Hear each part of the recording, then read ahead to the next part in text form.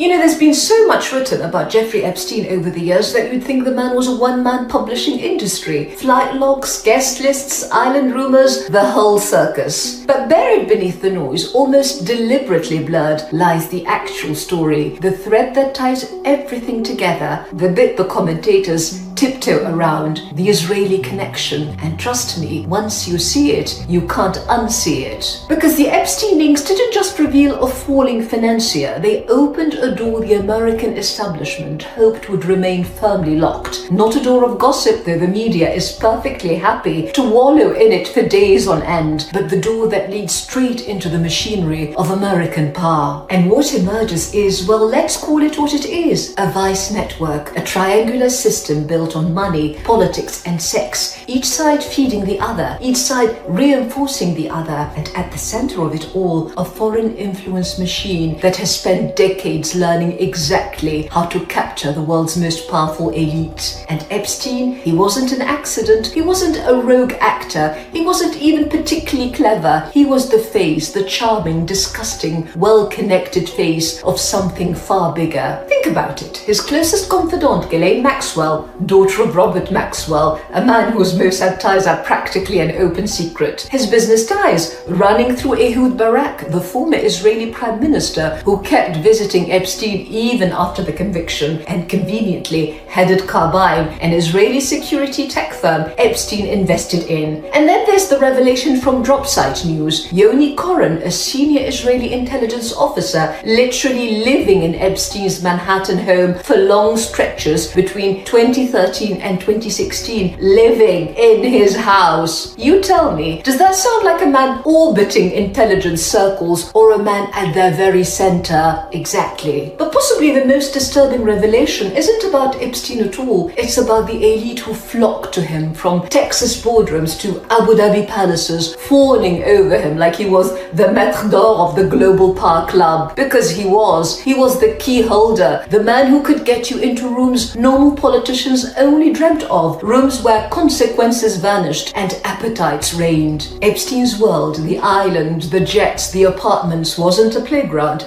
It was a trap, a factory of leverage, a catalogue of weaknesses, a one-stop compromat shop. And here's the bitter truth. A compromised man is a controlled man. A guilty man is an obedient man who would sign anything. And a man terrified of exposure, well, he's practically gift-wrapped for whoever wants to use him. Which brings us to the daylight arm of the same machine, AIPAC. If Epstein was the covert tool, the psychological, sexual, compromising mechanism, then AIPAC was the visible one, the financial arm, the legislative arm. One seduced, the other bought, two halves of one system. Last year alone, AIPAC funneled over $53 million into American elections, backing 361 candidates. That's not philanthropy, that's procurement. But here's where it gets interesting, because the facade is cracking. AIPAC's annual congressional trips collapsing. In 2023, 24 first-term Democrats went. This year, 11 out of 33. 7 even pulled out after their flights were booked. Even Hakeem Jeffries, once a loyal attendee, didn't turn up. And that says a lot. Candidates are returning donations. Governors like Gavin Newsom and Josh Shapiro are squirming when asked if AIPAC money compromises them, which, by the way, it obviously does. And the polling, devastating. Candidates backed by pro-Israel lobbies are now more likely to lose support than gain it, especially among young and democratic voters. As the progressive Jewish writer Peter Beinart put it, they don't fear AIPAC, they fear being associated with AIPAC. And the panic is palpable. AIPAC released